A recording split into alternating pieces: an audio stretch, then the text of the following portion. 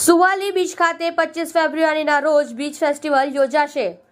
ગૃહ રાજ્યમંત્રી હર્ષ સંઘવી અને મંત્રી મુકેશ પટેલની પ્રેસ કોન્ફરન્સ.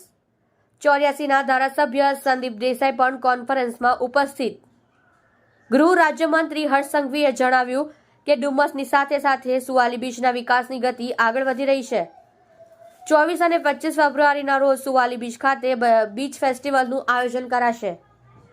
દક્ષિણ ગુજરાતના સૌ નાગરિકો સુવાલી બીચ પર અલગ અલગ પ્રકારની રમતગમત, સાહિત્ય અને ડાયરો અને અલગ અલગ વાનગીઓનો સ્વાદ પણ માણી શકે તે માટે બીચ ફેસ્ટિવલ યોજાઈ રહ્યો છે. દરિયાકાંઠાના પ્રવાસને પ્રોત્સાહન મળે તે હેતુથી આ કાર્યક્રમનું આયોજન કરાયું છે.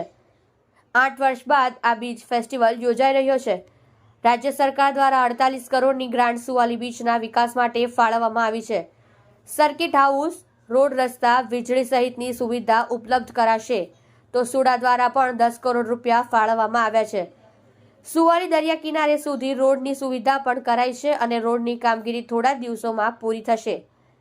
23 ફેબ્રુઆરીથી બપોરે 3 વાગ્યે એક એસટી બસ સુવાલી સુધી ચાલુ કરવામાં આવશે, જેના કારણે લોકો સુવાલી સુધી પહોંચી શકે. જો ભવિષ્યમાં વધુ બસની જરૂરિયાત જણાશે તો વધારે બસ પણ શરૂ કરવામાં આવશે. 24 ફેબ્રુઆરીના રોજ કીર્તિદાન ગઢવીના ડાયરાનું આયોજન પણ કરાયું છે. હર્ષ સંઘવીએ લોકોને અપીલ કરી કે બીચ ફેસ્ટિવલ દરિયા કિનારાથી નજીક હોય છે, એટલે કોઈએ દરિયામાં નહાવા ન પડવું, બાળકોને દરિયામાં ન જવા દેવા, ઉપરાંત બીચ પર લખાયેલી સૂચનાનું પાલન કરવું. ઉપરાંત બીચ ફેસ્ટિવલ દરિયામાં લોકોની સુરક્ષા માટે બોટ, ફાયર બ્રિગેડ અને સ્થાનિક તરવૈયા પણ તહેનાત રહેશે.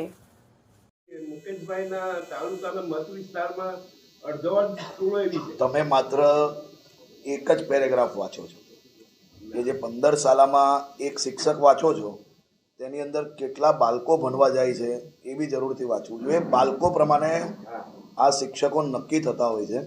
તમે જે વિગત વાંચો છો એ વિગત સંપૂર્ણ વાંચી લો. હું સત્ય અને તથ્યોના આધારે જ વાત કરું. હું સત્ય અને તથ્યોનું જ તમને કહું છું.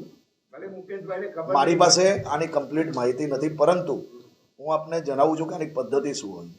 આની પદ્ધતિ તમે પ્રાઇવેટ સ્કૂલમાં જેટલા બાળકો એક ટીચરની સામે હોય છે ને બાળકો, સરકારી સ્કૂલની નહીં હું તમને જે કહું છું તો સાંભળી લો.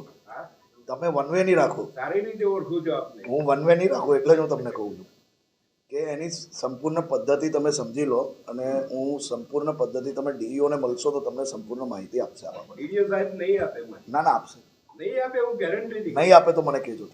હા, બેનને હું મળ્યો છું 2 વાર મળ્યો. કઈ વાંધો પણ મુકેશભાઈ, આ તમારા મત વિસ્તારની 7 સ્કૂલો છે, એમાં ભારૂણની સ્કૂલ છે, 61 બાળકો છે, એને એક જ શિક્ષક ભણાવે છે. કેટલા?